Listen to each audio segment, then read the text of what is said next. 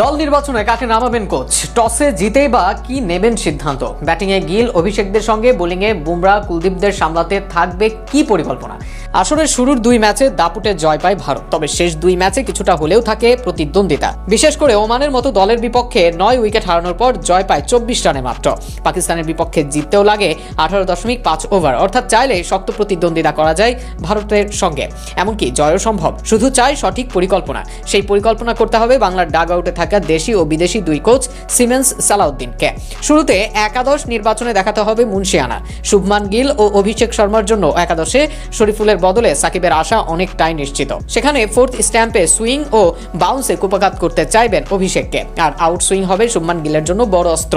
মাহেদির tight bowling অভিষেক আকসারদের জন্য হবে কার্যকর, তবে নাসুম থাকবেন কিনা সে প্রশ্ন থাকবে।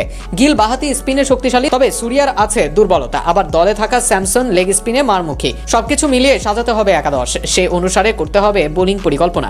তাসকিন ফিজকে নিতে হবে দায়িত্ব। অতীতে ভারতের সঙ্গে ভালো রেকর্ড এদের, কাজটা এবার ধারাবাহিকতায়। ব্যাটিংয়ে 4 ম্যাচে 1 অর্ধশত, তবুও তানজিদে ভরসা দলের, কারণ ক্লাসিক ব্যাটিং ভারতের বোলিংয়ের বিপক্ষে হতে পারে সবচেয়ে কার্যকর।